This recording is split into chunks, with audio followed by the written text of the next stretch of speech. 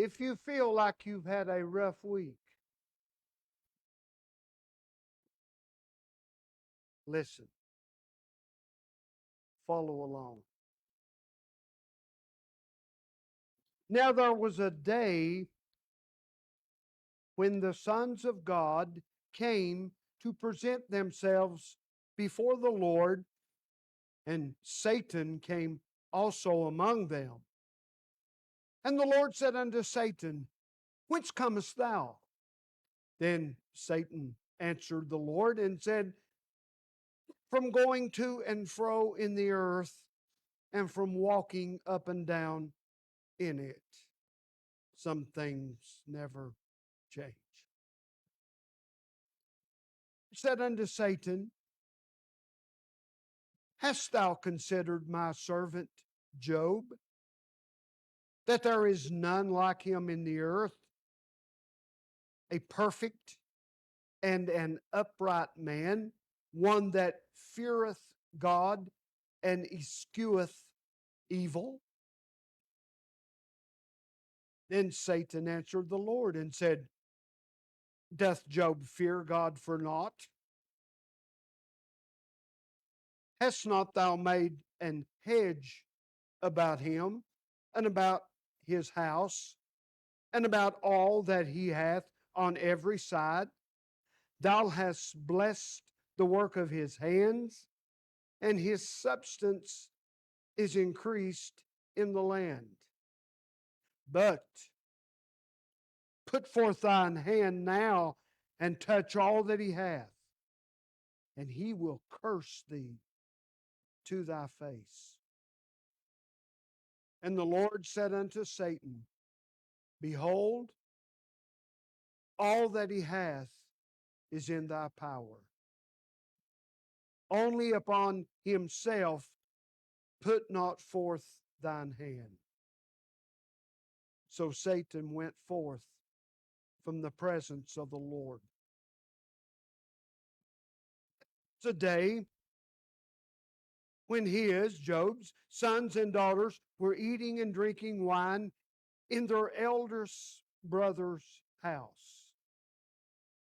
And there came a messenger unto Job, and said, The oxen were plowing, and the asses feeding beside them. And the Sabines fell upon them, and took them away. Yea, they have slain the servants with the edge of the sword, and only I, escaped along to tell thee.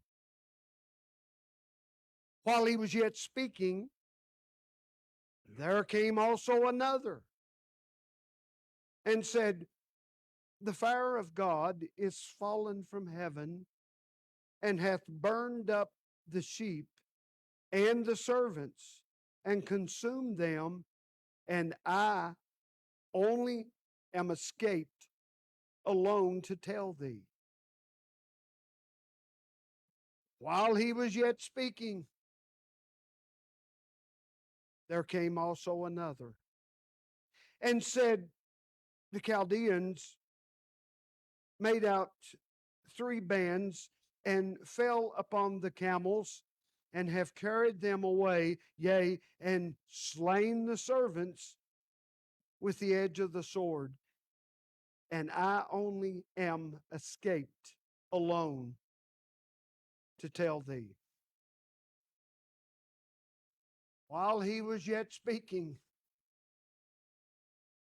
there came also another, and said, Thy sons and thy daughters were eating and drinking wine in the eldest brother's house, and behold, there came a great wind from the wilderness, and smote the 4 corners of the house, and it fell upon the young men, and they are dead. And I only am escaped alone to tell thee. Verse 20. Then Job arose and rent his mantle, shaved his head, and fell upon the ground and worshiped. And said, naked came I out of my mother's womb, and naked shall I return thither. The Lord gave, and the Lord hath taken away. This is amazing. Blessed be the name of the Lord. In all this, Job sinned not, nor charged God foolishly.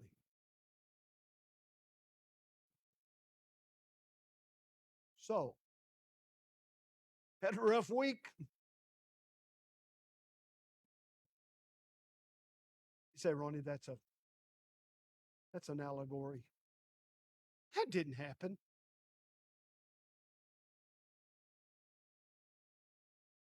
If you believe that, I feel so sorry for you. It's the Word of God. It happened. It happened. What should we do? And here's where the message is. What should we do when it seems like nothing is going right?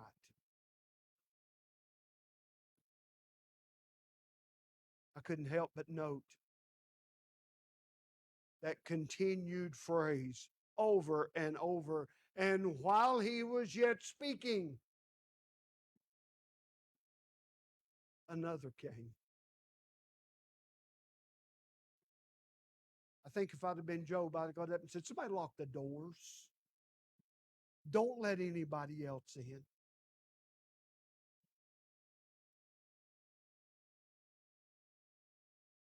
What should we do? How should we respond when it seems like everything is falling apart? Job gives us some advice. He is an example for us to follow. When you have gotten bad news, something going on in your own body, something you didn't expect,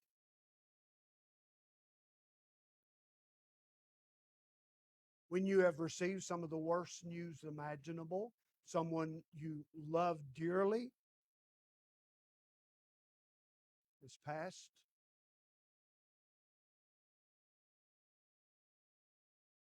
you go to your job and they tell you these are difficult times. We're cutting back. You're not real high on the ladder. We're going to have to let you go. Now, we hope to rebound and to be able to bring you back, but it's out of our control.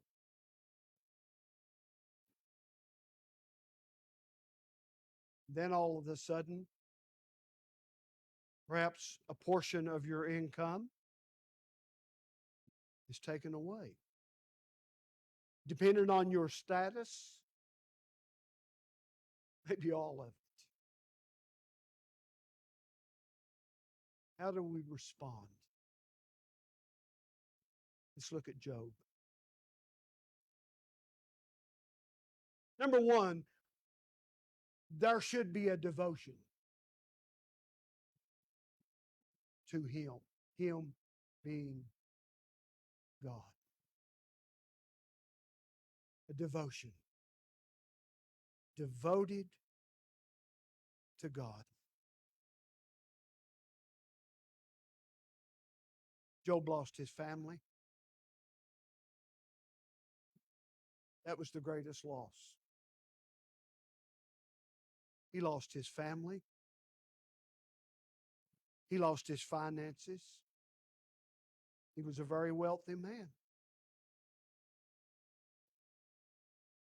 And if we read on through the book, we'll also find out that he lost his friends. We won't get that far tonight. But he had some buddies that came to comfort him. Yeah, right.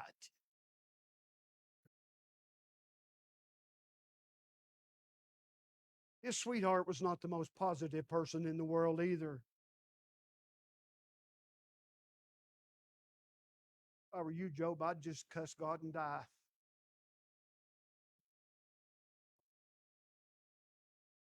He lost so much. And most people would have reacted in anger,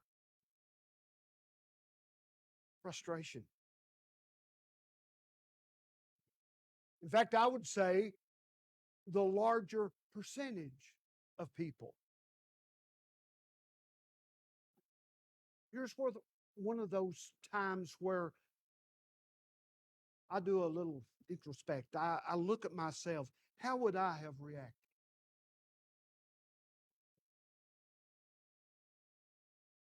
I would have reacted just like Job.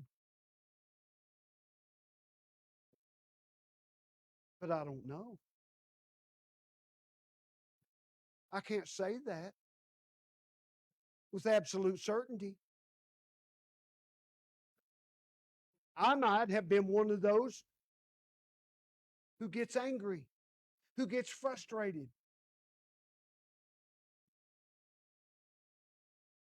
But not Job. Look again, verse 20. It says, he arose. This amazes me. He arose, rent his mantle, and shaved his head. By the way, those are signs of brokenness and repentance. Job doesn't know why these things have happened. He doesn't know. There's no evidence whatsoever that Job knew anything about what had taken place in heaven. How that Satan had came and laid him out before God. There's no indication Job knew that. He arose, rent his mantle, shaved his head, fell down upon the ground, and worshiped. That just amazes me.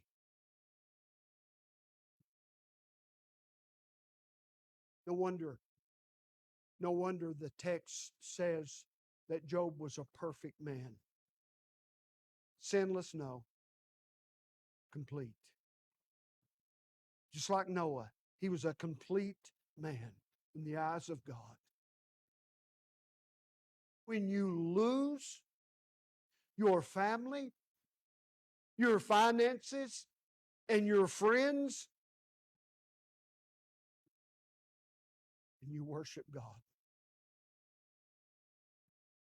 what a testimony. What a testimony. What's the first lesson that Job teaches us? When our world falls apart, it seems like everything is happening all at once. There needs to be a devotion on our part to God. When everything within us, our humanity, our natural man, when everything is saying, be angry at God, question God, why is this happening to me? We should show signs of humility and brokenness. I'm not suggesting that you go out and shave your head.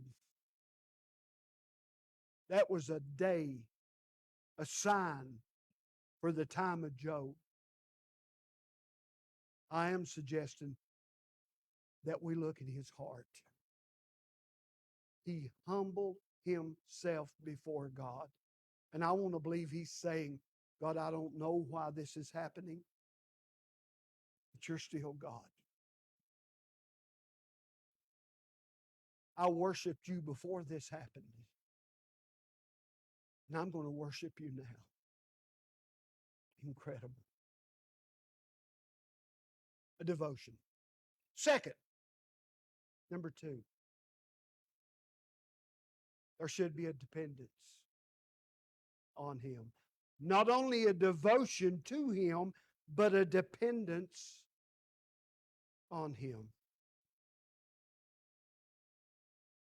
At this point, it seems that Job is silent. He's prostrate before God, perhaps with his face in the earth, and he's worshiping God. God, you are my salvation. You are my Lord. And irregardless of what happens, that's not going to change. I loved you before. I love you now. He's not saying a lot except speaking to God. But when he did speak, it was not to complain. It was not to curse God. No.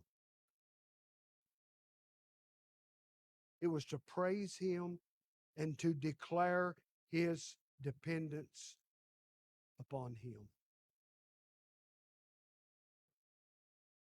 What an example to follow. When we're deep down in a valley, as far as we can get, there's three things to remember. Don't forget these. Don't forget them. Number one, God's ways are not our ways. You'll never need to know that any more than when the bottom falls out of everything. God's ways are not our ways. And there's a reason that we need to adapt that. Because so many times when things fall apart, we're trying to figure out why. Basically, we're trying to figure God out. By the way, if that's ever perplexed you, you ever find yourself saying, God, I just can't figure you out, you're stating one of the greatest truths that you'll ever state, because you'll never figure God out. You never will. Now, there's things we can know about God from His Word, obviously. But to figure God out, it's like trying to figure out a teenager. You'll never be able to figure God out. You can't do it. Why? Because His ways are up here. I can't reach high enough. Our ways are way down here. We will never be able to figure God out. And the quicker we come to a place in our lives where we can say, Lord, I'm going to believe you, I'm going to accept you, I'm going to follow you. And even when the world is falling apart in my life, I'm not going to demand an answer for everything. God sees things that you don't see. God knows things that I don't know. That will never change. Never. So the sooner we can come to that reality, God, I can't figure this out, but I'm okay because I know I will never figure you out. You say, we'll figure him out when we get to heaven. No. No, when we get to heaven, it won't matter. We could care less. God's ways are not our ways. Number two, we can accomplish nothing, absolutely nothing through worry. We can't. We can't. You know what we do? We invite trouble by worrying about things that we can't change.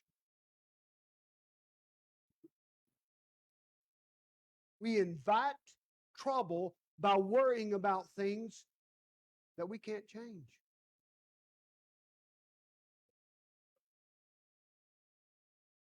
Mark Twain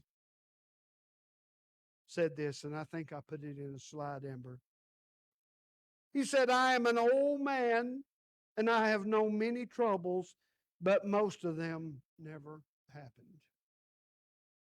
Isn't that true?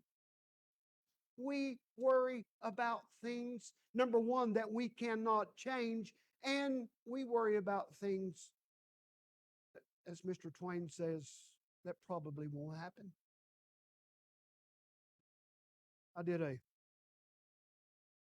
I'll use it one night. I did a Bible study. I've been putting it together. How to get rid of the worry wart. We are consumed with worrying about so many things over which we have no control. So many of them will probably never happen. We could have testimonies, if you think about it, we could have testimonies all over the house this evening from people who said, there was a time in my life that I was so worried. I was just thoroughly convinced something horrible was going to take place. It was consuming me. And all of a sudden, it just kind of went away. Nothing came of it. Nothing whatsoever. God's ways are not our ways. We're talking about dependence on God. We can accomplish absolutely nothing through worry. This is one of the most important ones. God has a purpose in every trial we go through.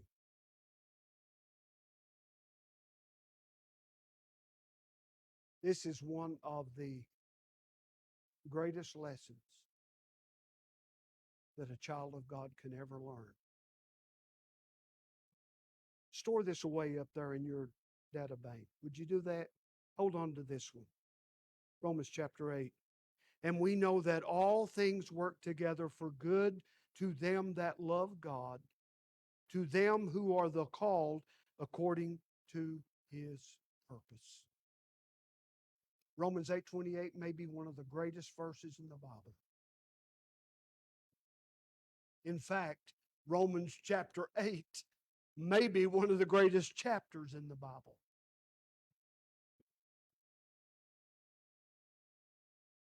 Paul is saying this. He's saying, all things, no matter what they are, the loss of the family, the loss of the finances, the loss of friends, all things work together for good to them who love God. Now, when we're in the middle of that, we're going through an astronomically different, tough times. When we're going through that, somebody comes up and throws that verse at you, you almost feel like punching them out. Don't do that. they're giving you food for your soul because it's an absolute true verse. Paul didn't say everything was good. Job losing all this, that was not necessarily good. God can take things and He can divinely blend them together. And in the end, something good will come out of it. I know I've told you this many times, but it serves a purpose. In just a very short period of time, I was laid off from my job when I was working on the job. About that same time, Phyllis was laid off from her job. And she is pregnant with Amber. I mean, it was just,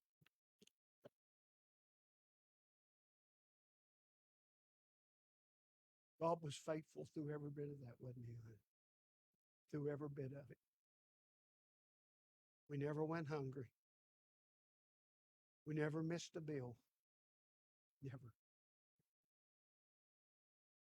I should say we never missed a payment. We still got the bills, but we never missed a payment. That, ladies and gentlemen, is the faithfulness of God. And as a result, she would get a job that was so much better for her. And I would become a full-time pastor. God can take things that seem so bad and He can work them with His beautiful divine hands and cause something good to come out of them. We need a devotion to Him, a dependence on Him. Thirdly, we need a diligence before Him. It's true that we have to have a complete trust in God for everything. We've made that point. We depend on Him. But, get this, we're still expected to do what we can. I had never seen this. I thank God that someone a lot smarter than I am did, and I read it. In chapter 2 of Job, and we'll not be going there, but if you're familiar with the book, Job, besides everything he's lost, and we didn't cover this, he comes down with awful boils all over his body. So he's stricken in his health. And it says in chapter 2, this is kind of gross. We see a picture of Job, and he has a piece of pottery. What did we talk about this morning? He has a piece of broken pottery. You know what he's doing? He's setting in an ash heap with that piece of broken pottery, scraping those boils because they itch so bad.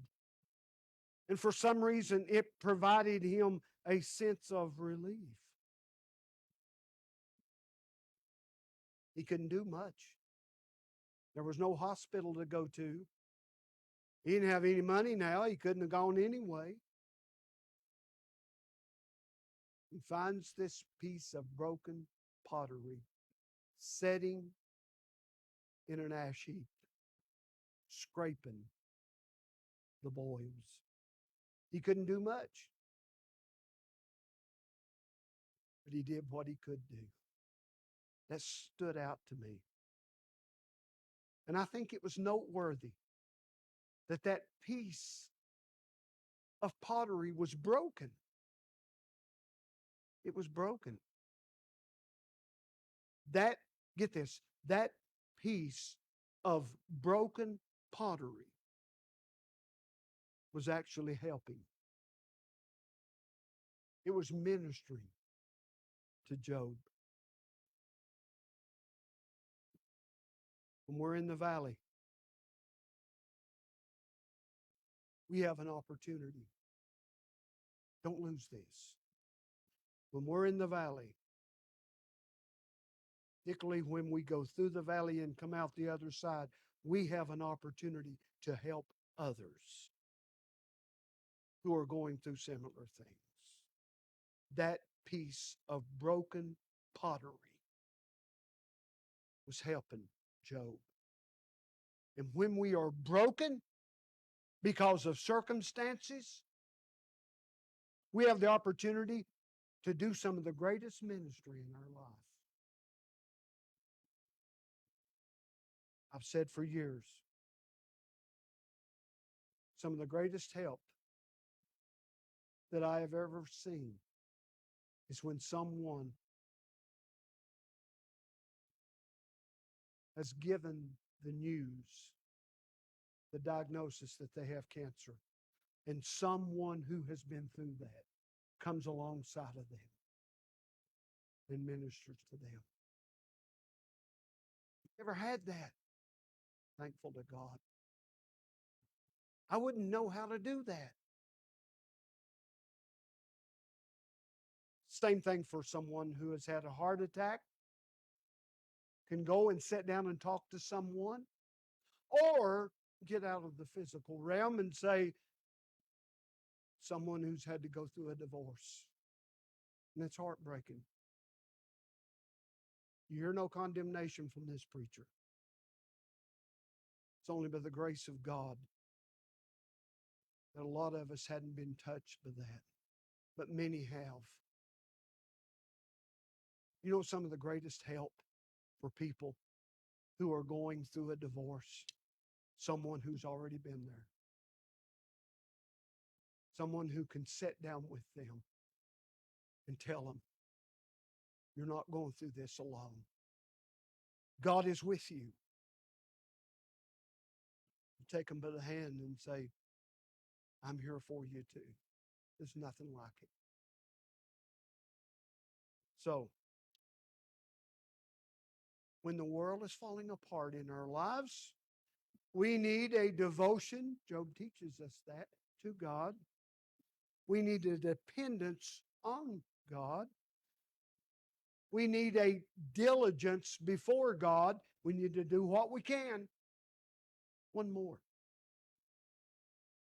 We need to make a declaration about God. Go back to the text. That fascinated me, by the way, that this was a time that Satan had entrance into the very throne area of where God was. That's amazing to me. Go back to that text. God kind of kicks it off. Do you think God is bragging a little bit? I think He is. He looks at that old greed-eyed monster and says, hey, you've been going to and fro on the earth. Have you noticed my servant, Job? God is proud of him. How does Satan respond? No wonder. No wonder he's proud of. No wonder he serves you. You've given him everything. You've given him a huge family. You've given him finances. You've given him friends. Tell you what, God, take that away. Wipe that out. He'll curse you. The only reason, what Satan is implying, the only reason that Job is faithful to you is because of how you've blessed him. That's it. Now, to prove the point, God says, okay, you attack those three areas in his life. We'll just leave it at that: his family, his finances, his friends. You attack that. I give you permission. Now, there's one thing you need to know, Satan. As far as Job himself, as far as you getting him, forget that. What a great picture of eternal security. If you think you're going to get him away from me, forget that. He's mine. He's in the palm of my hand. You'll never be able to get him. Never. His soul is secure. The other stuff, have at it. And that's what happened. The intention of Satan was to try to get Job to turn against God. It didn't work. Through this entire ordeal, Job never stopped praising the Lord. In fact, verse 22 says, in all this, Job sinned not, nor charged God foolishly. Get this, and I'll leave you with it. One of the ways out of the valley is to exalt God while you're in the valley.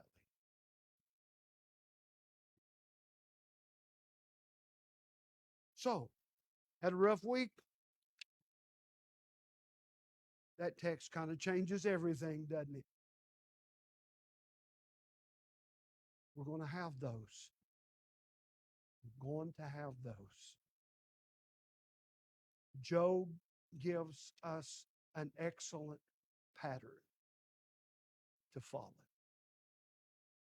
Let's stand.